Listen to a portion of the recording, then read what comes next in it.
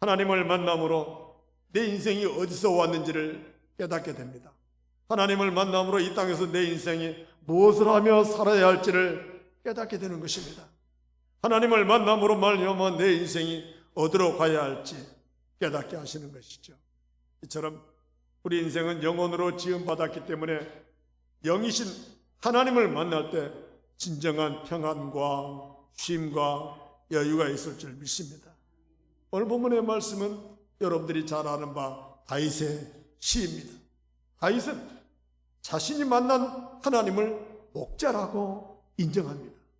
그리고 자기 자신은 양이라고 부릅니다. 하나님이 나의 목자시며 나는 양입니다 라고 고백하는 말씀이 오늘 본문의 말씀이죠. 이처럼 목자 되시는 하나님이 양 같은 우리 인생을 어떻게 도우시는지 오늘 본문 1절을 다시 한번 읽어볼까요? 시작. 여호와는 나의 목자시니 내게 부족함이 없으리로다. 아멘. 그렇습니다. 여호와가 나의 목자 되심이 믿어지기 때문에 내가 부족함이 없다는 것입니다. 살아온 인생을 뒤돌아보면서 그동안 다윗과 함께했던 하나님은 목자시다 라고 고백하는 거예요. 그러면서 자기 자신은 틀림없이 그 목자 되신 하나님 앞에 한 마리 가련한 양이라고 말합니다. 왜 자기 자신을 양이라고 했을까? 양은 매우 나약한 동물입니다. 토끼는 약해 보여도 다름질을 굉장히 잘합니다. 해냘픈 날개를 가진 새들도 하늘을 향해 힘차게 날아오르는 것이죠.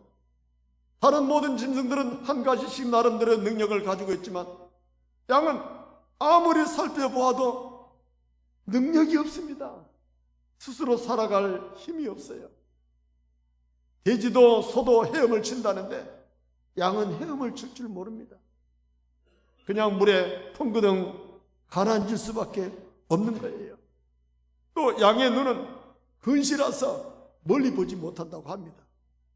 벼랑 앞에 낭떠러지를 분별을 못한다는 것이죠. 그냥 굴러 떨어진다는 것이죠. 또한 겁이 너무나 많아서 위험한 일이 생기면 그냥 그 자리에서 울기만 할 뿐 아무런 힘이 없는 것이 양이라는 거예요. 그리고 양은 이가 4개입니다.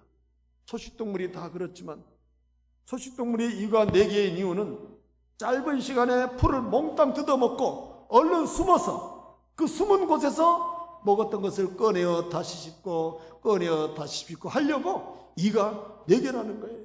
일이나 사자나 곰이 잡아먹으려고 하면 그는 영락없이 잡혀먹을 수밖에 없는 연약한 그러한 양, 그 연약한 양을 나다라고 표현합니다. 다윗이 자기 자신이라고 표현해요. 그러면서 오늘 본문 10편 23편을 쓰면서 내가 부족함이 없는 것은 여호와가 나의 목자이기 때문이라는 것이죠. 목자는 양을 위하여 목숨을 버려서까지라도 책임지는 사람입니다. 다윗은 실제로 어려서부터 양을 키워본 사람입니다.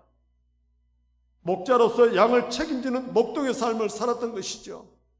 다윗은 양을 지키기 위해서라면 끝까지 책임을 졌던 목자였습니다. 사자가 달려들지라도 피하지 않았습니다. 곰이 양을 움켜 달아날지라도 쫓아가서 곰의 입에서 양을 빼앗아 왔습니다. 자신의 목숨을 걸고 양을 지키고 양을 사랑했던 그런 다윗이 자신의 인생을 뒤돌아보면서 하나님이 나를 그렇게 사랑하시고 하나님이 나를 그렇게 지키시고 하나님이 그렇게 나를 부족함이 없게 하셨다 하여 여호와는 나의 목자시오 나는 부족함이 없다라고 고백하는 것입니다. 여러분, 부족함이 없다라고 하는 그 고백 속에 목자 되시는 하나님이 골리앗 같은 거대한 장수의 칼에서 지키시고 보여줬던 것이죠. 목자 되신 하나님이 끊임없이 자기 자신을 죽이려는 사울왕의 손에서 지켜주셨던 것이에요. 이처럼 수없이 많은 위험을 만날 때마다 하나님이 나를 피할 길을 내시고 도우셨다 하여 시편 18편 2절 말씀에 여호와는 나의 반석이시요 나의 방패시요 나를 건지시는 이요 나의 피할 바이시요 나의 구원의 뿌리시요 나의 산성이라고 노래하는 거예요. 하나님이 그만큼 나를 도우셨고 지키셨고 보호하셨다는 것입니다. 이처럼 다윗이 믿는 하나님이 목자이시기에 다윗이 부족함이 없는 삶을 살았다라고 고백하는 것입니다. 예수님도 요한복음 10장 14절 말씀에서 나는 선한 목자라, 나는 내 양을 알고 양도 나를 안다 라고 말씀하십니다. 선한 목자는 양을 압니다. 양이 어떤 상태인지, 양이 배가 고픈지, 양이 목이 마른지, 양이 어떤 위험에 빠져서 저렇게 울고 있는지 목자는 그냥 안다는 것이지요. 저희 어머니께서 생전에 이런 말씀을 하신 것이 기억납니다. 갓난 아이를 집에 두고 밭에서 일을 하다 보면 젖이 운다는 것입니다. 밭에서 땀을 흘리며 일하시다가도 젖이 운다는 말이 무슨 뜻일까요? 그것은 바로 지금 집에서 배가 고파 기다리고 있는 내 새끼가 생각난 거예요. 내 자녀들이 생각난 거예요. 그래서 어서 일을 끝내고 집에 가야겠네 하면서 곧장 집으로 돌아왔다는 말씀을 하신 것이 생각납니다. 여러분, 아무리 떨어져 있어도 어머니는 갓난아이밖에 생각이 없습니다. 아무리 할 일이 많고 바빠도 집에 두고 온 내 아이 내 새끼 생각하면서 집으로 돌아오는 거예요. 이게 바로 우리 어머니는 목자와 같은 마음을 가지신 그런 분이라는 것입니다. 여러분, 목자 되신 하나님이 우리 생각만 가득한다는 거예요. 우리 인생들이 얼마나 한 주 동안 지쳐서 어디서 울고 있었는지, 우리 인생들이 사람에게 시달려 얼마나 절망하고 있는지, 우리 인생들이 얼마나 탄식하며 이 한 주간도 울었었는지 우리 하나님은 우리만 생각한 줄 믿습니다. 그래서 갈 길을 잃어버리고 소망을 잃어버린 인생을 찾으십니다. 목말라 갈급한 인생들을 부르시면서 우리 주님이 마태복음 11장 28절에 수고하고 무거운 짐진 자들아 다 내게로 오라, 내가 너희를 쉬게 하리라 하십니다. 이게 바로 목자 되신 주님이 우리를 부르시는 거예요. 우리는 인생의 크고 작은 짐들을 지고 갑니다. 무거운 짐을 지고 갑니다. 감당할 수 없는 짐을 주님 앞에 내놓고 기도하는 거잖아요. 이처럼 목자 되신 주님은 우리의 무거운 짐을 아십니다. 우리는 마음의 짐을 내려놓지도 못하고 버리지도 못하죠. 인생의 족쇄처럼 짊어질 수밖에 없는 그 짐, 그거 가지고 내게로 그대로 오라고 하십니다. 다 오라는 거예요. 누구나 오라는 거예요. 마음의 상처를 받아 괴로운 자도 오라, 병들어 지친 자도 그대로 나에게 오라, 절망하며 고통스러운 인생들도 다 내게로 오라라고 주님이 우리를 부르시는 거예요. 이처럼 목자 되신 주님은 우리 모두를 부르십니다. 다 부르십니다. 목마른 인생들을 책임지겠다고 부르시는 거예요. 요한복음 4장에 보면 예수님이 사마리아 수가성에서 우물가에서 한 여인을 만납니다. 이 여인은 아무도 오지 않는 한낮의 뜨거운 태양빛을 받으면서 물동이를 이고 우물가로 나왔던 것입니다. 한낮에 물을 길을 걸어왔던 것은 사람의 눈을 피해야만 했던 사연이 이 여인에게 있었던 것입니다. 그녀는 자신의 인생의 부족함을 채우기 위하여 늘 남편을 만났습니다. 남편이 있어야만 산다고 생각했던 것이죠. 그런데 만나는 남편마다 자기 곁을 떠나버리고 말았습니다. 지금 있는 5번째 남편에게서조차 사랑받지 못하는 여인이었던 거예요. 이 세상 어떤 것으로도 채울 수 없는 갈급함과 목마름을 가지고 뜨거운 떼약볕 비치는 한낮에 우물가로 나왔던 거예요. 절망 가득한 이 여인에게 예수님이 다가와 만나주십니다. 그러면서 이 여인에게 이 물을 마시는 자마다 다시 목마르려니와 내가 주는 물을 마시는 자는 영원히 목마르지 아니하리라 하십니다. 이 말에 여인이 깜짝 놀랍니다. 영원히 목마르지 않는 것이 어디가 있습니까? 내 인생이 갈급하고 내 인생이 고통스럽고 내 인생이 외롭고 지쳐가는데 영원히 목마르지 않는 그 물이 어디 있습니까? 라고 예수님을 바라면서 묻습니다. 그 물이 어디 있습니까? 그 물을 나에게 주사 목마르지 않게 하여 주옵소서. 영원히 이 갈급함을 해결하게 해달라고 이 여인이 울부짖을 때 예수님께서 그 물이 바로 나다. 그 물이 바로 나다. 내가 바로 영원히 목마르지 않냐는 생수다라고 주님이 말씀하십니다. 이 말씀을 듣는 여인은 곧바로 직감합니다. 그래, 우리 메시아를 기다리던 우리 인생들, 그리스도를 기다리던 그 인생들 앞에 지금 내 눈앞에 나타나신 분이 바로 그리스도라고 하는 것을 직감하는 거예요. 그리고 주님의 선한 눈빛이 마주친 순간 사마리아 수가성의 이 여인은 수치와 부끄러움으로 결박하던 자신의 모든 사슬을 풀어 던져버리고 마음을 짓누르던 모든 두려움이 사라지면서 이 여자가 했던 처음 행동이 무엇인가? 여자가 물동이를 버려두고 동네로 들어가서 사람들에게 이르르라고 말합니다. 뜨거운 떼약볕, 많은 사람의 눈을 피하여 우물을 길러 왔던 이 여인이 예수님 앞에 그 물동이를 버려두고 사람들에게로 달려갔다는 거예요. 물동이는 이 여인에게 없어서는 안 되는 것이잖아요. 이 물동이는 평생에 머리에 이고 살아야 하는 족쇄와 같은 것이었고, 이 물동이는 육신의 목마름을 채워보려고 하는 갈급함의 상징의 도구였던 것입니다. 그런데 이 여인이 그 물동이를 예수님 앞에 과감하게 버려두고 달려간다는 것이죠. 사람의 눈을 피해 숨어 살았던 양과 같은 이 여인이, 살려다 보니 남편에게 상처받은 그 어린 양 같은 여인이, 마을 사람들에게 멸시와 눈총을 받던 그 어린 영혼이 그 예수님 앞에 물동이를 던져버리고 달려간다는 거예요. 이게 바로 생명수 되시는 예수님을 만난 여인의 삶의 놀라운 변화입니다.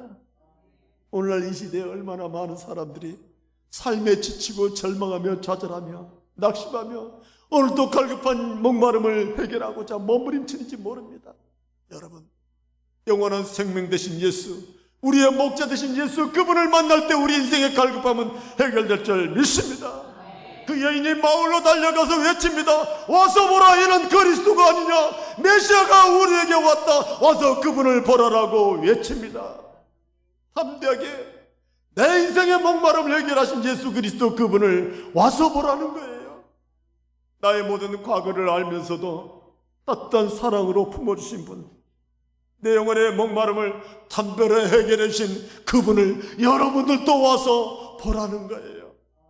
여러분, 이것이 바로 갈급한 인생을 찾아오신 예수님, 그분 앞에 목마름을 해결받고 기뻐하며 즐거워하며 살 수 있는 우리 인생의 유일한 희망이 될 줄 믿습니다.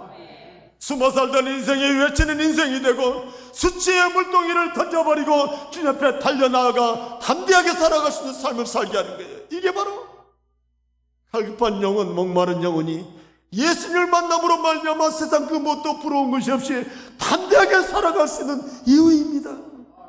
목자 되신 예수님을 만날 때 우리 인생은 비로소 복된 삶을 살게 될 줄 믿습니다. 사랑하는 여러분, 여러분 또한 이 시간 여러분이 마음속에 붙잡고 있는 불안과 염려와 걱정의 물동이를 주님 앞에 던져버릴 수 있기를 원합니다. 목자 되신 예수님이 여러분의 마음을 평강으로 채울 줄 믿습니다.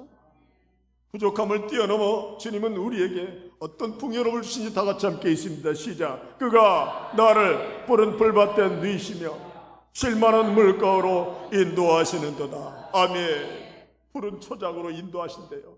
푸른 풀밭으로. 양들에게 연한 푸른 최상의 식사입니다. 그런 음식으로 배불리 먹고 물가에서 평안히 누워있다는 것은 얼마나 큰 여유로우며 얼마나 큰 행복이겠습니까? 우리 목자 되신 주님은 우리에게 이와 같이 먹고 마시며 평안히 쉴 수 있는 그 은혜를 우리에게 줄 줄 믿습니다. 주님의 이름을 부르면 가장 편안해지는 그 자리, 그 품을 느낄 수 있는 그곳이 바로 목자 되신 주님이 함께 하시는 곳입니다. 그곳이 어디입니까? 여러분의 영혼이 가장 평안한 곳, 그곳이 바로 목자의 품입니다. 마음의 위로가 되고 소망 가득하여 다시 한번 일어서 세상으로 달려갈 수 있는 그 품이 여러분에게 있어 주시기를 축복합니다. 그래서 저는 목자의 품은 무엇과 같은가 생각해 보면서 마치 거센 풍랑을 피해 안전하게 쉴 수 있는 항구와 같다라는 생각을 해봅니다. 항구, 여러분, 파도가 치고 풍랑이 일면 배도 삼켜버릴 만한 그런 집채만한 파도에 마냥 떠밀려갈 수밖에 없는 그런 파도 위에 유일하게 피할 수 있는 항구는 안식처요 평안한 것이죠. 지치고 고달픈 마음을 안식과 평안으로 쉴 수 있는 것이 바로 우리 주님 목자의 품이 될 줄 믿습니다. 또한 목자의 품은 새 둥지와 같다고 생각합니다. 딱딱한 나뭇가지에 얽히설키 엉겨진 둥지에 뽀송뽀송한 털들을 모아 그곳에서 알을 품어 새끼가 태어나듯 목자의 품은 바로 우리들이 위로받고 치료받고 회복하여 다시 한번 일어설 수 있는 그 품이 바로 목자의 품이 될 줄 믿습니다. 또한 목자의 품은 미숙아가 성장하는 인큐베이터와 같다고 생각합니다. 여러분, 미숙아는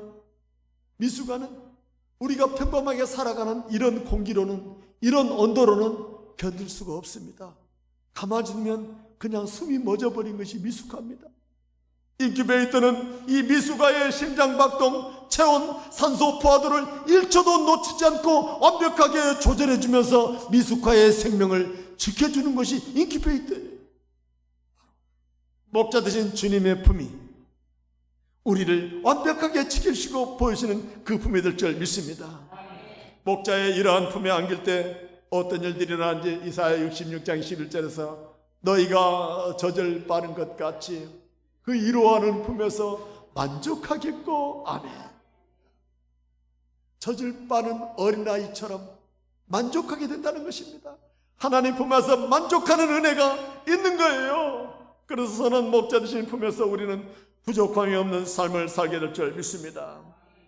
다윗이 여호와가 나의 목자라라고 하는 고백은 목자의 도우심으로만 살 수 있다는 자기 고백이죠.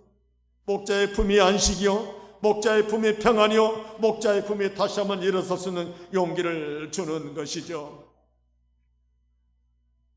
국가 간 A매치 축구 경기를 할 때 골을 넣는 선수가 가장 먼저 카메라 쪽을 달려가면서 자기만의 준비한 야릇한 포즈를 취하면서 기쁨을 자랑하지 않습니까? 그런데 2002년 한일 월드컵에서 포르투갈 경기에서 골을 넣은 박지선 선수는 달랐습니다. 박지선 선수는 벤치에서 두 손 들고 기뻐하는 감독 히든케에게 달려가서 두 사람이 기뻐하나 얼싸안으면서 속삭이는 듯합니다. 마치 감독이 잘해줬네, 고맙네라고 말할 때 박지성 선수는 저를 믿어주셔서 이렇게 됐습니다, 감독님 덕분입니다라고 외치는 것처럼 두 사람은 뜨겁게 포옹하고 있었습니다. 그 경기가 끝난 후 히딩크 감독은 박지성 선수를 유럽으로 데려가 승승장구하면서 이락 세계적인 스타로 발돋움했습니다. 그런데 그 2002년 월드컵 때 또 다른 공격수 황선홍 선수가 있었습니다. 실력으로 따지면 타의 주종을 불허하는 최고의 스트라이커인데 그 역시 2002년 월드컵 폴란드와의 경기에서 대망의 선제골을 넣었을 때 그도 어디론가 향해 정신없이 달려갔습니다. 벤치에는 히딩크 감독도 손을 들고 서 있었고 다른 여러 사람도 손을 들고 서 있었는데 이 황선홍 선수가 달려가서 품에 안긴 사람은 다름이 아닌 감독 옆에 있는 박양서 코치에게 달려가서 가슴에 안았습니다. 황선홍 선수는 훗날 언론사의 인터뷰에서 자기 일생의 가장 후회스러운 일은 자기 자신을 향해 두 팔 벌리고 있던 감독에게 달려가지 않고 코치에게 달려간 것을 후회한다 라는 인터뷰를 남겼다고 합니다. 여러분, 사람의 품도 누구에게 안기냐에 따라서 인생이 달라지는 것처럼 하물며 목자 되신 주님의 품에 안길 때 우리 인생의 삶은 달라지게 될 줄 믿습니다. 목자 되신 주님의 품이 우리 인생의 영혼의 최고의 안식처가 될 줄 믿습니다. 우리가 세상을 살다 보면 부족한 사람을 많이 만납니다. 태어나면서부터 부족하게 태어난 두 사람을 제가 영상으로 여러분에게 소개할 텐데, 한 사람은 레나 마리아라고 하는 여성입니다. 태어날 때부터 두 팔도 없고 한쪽 다리는 매우 짧고 한쪽 다리만 건강하게 태어난 여자분이죠. 그러나 그는 고운 목소리를 주셔서 감사하다며 하나님을 찬양합니다. 그리고 또 한 사람은 여러분이 잘 알고 있는 닉 부이치지죠.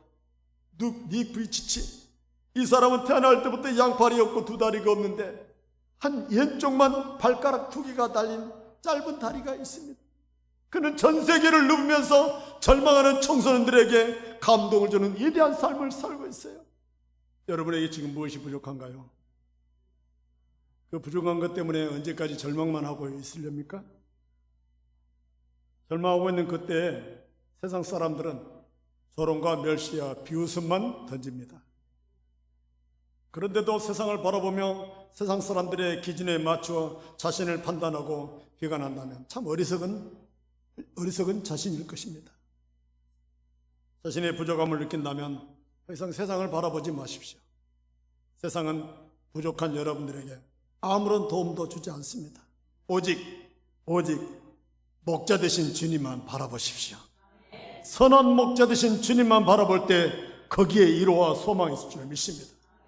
제가 최근에 한번 보았던 청춘 드라마 IC 이태원 클라스라고 하는 드라마에 한 대사가 생각납니다. 낙심하고 절망하는 친구에게 이런 말로 격려합니다. 너 자신을 세상 기준으로 판단하지 마. 너는 너일 뿐이야. 너는 세상이 바라보는 그 가치 이상이야. 라는 대사가 인상 깊었습니다. 여러분, 사람이 살다 오면 누구나 넘어질 때가 있습니다. 그런데 일어나는 것이 중요합니다. 목자 되신 하나님께서 우리가 일어서도록 도와주시는 분이세요. 예수 그리스도 십자가의 보혈로 구원받은 우리들이 하나님의 자녀라고 하는 이 자부심으로 사는 것, 그것이 바로 어떤 절망도 우리는 이겨낼 수가 있는 것입니다. 그러므로 예수 안에 있는 우리들은, 목자 되신 주님과 함께하는 우리는 자존심으로 사는 것이 아니라 자존감으로 사는 거예요. 자존심은 우리를 초라하게 만듭니다.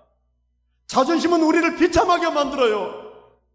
그러나 여러분, 자존감은 우리를 고상하게 만드는 거예요. 저를 통하여 신앙생활 하는 분이라면 여러분, 이 자존감에 대하여 도전받으시기를 원합니다.